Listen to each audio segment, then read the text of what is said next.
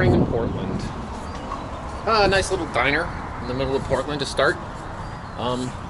Elmer, whatever, breakfast, lunch, dinner, blah, blah, blah. So here we are, starting off, headed up to Seattle. Should be a pretty fun ride. I'm not going to the coast, but probably checking out what I can find. Maybe I'll find something off the road where I can, see something interesting. Start of another day.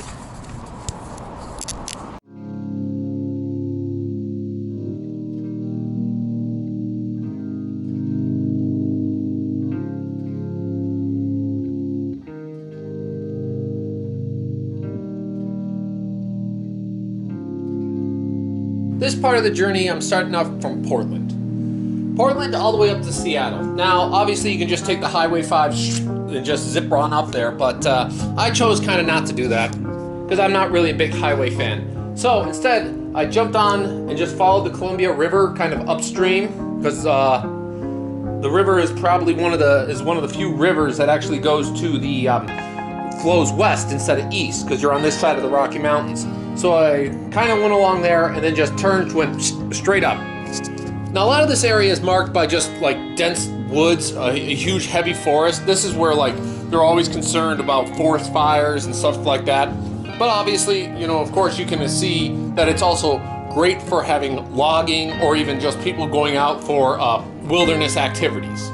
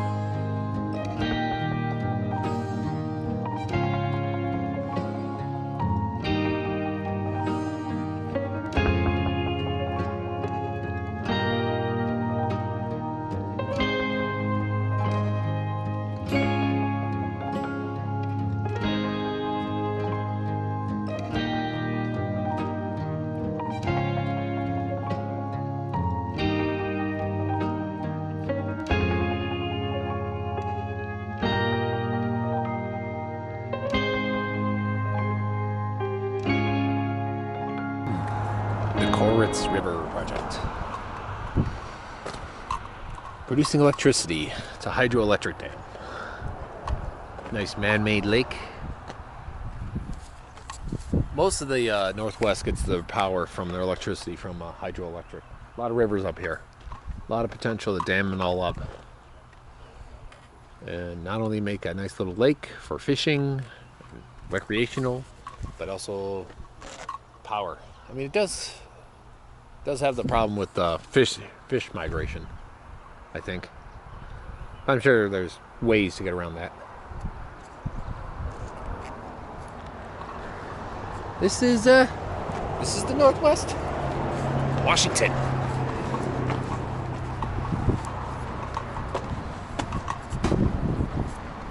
You're not actually allowed to walk on the dam, but you can walk fishing trail. Or if you want to go down and fish, you're allowed to.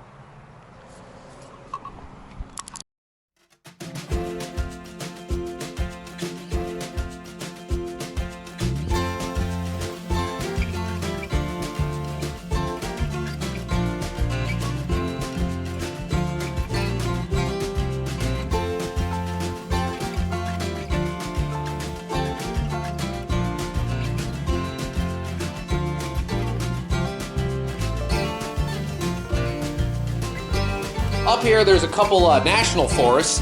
The most famous, of course, is Mount St. Helens, which blew in like 1980. It's just like, it was one of those few eruptions. I think it was one of the first eruptions that was really widely documented because they caught it on camera when it happened. And it just had this huge stream just kind of went down the mountainside. There were a couple poor unfortunate souls who happened to be in the way of that. I think they were studying the volcanic activity because they got some rumblings that it might happen.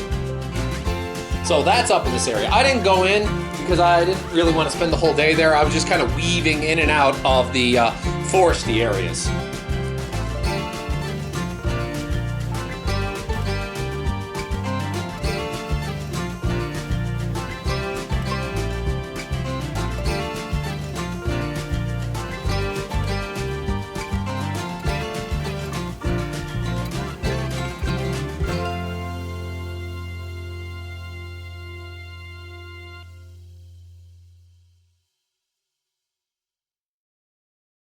How's that view? That's the same lake that the dam is on.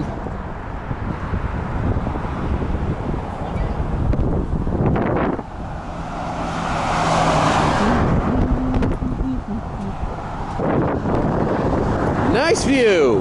Nice picture.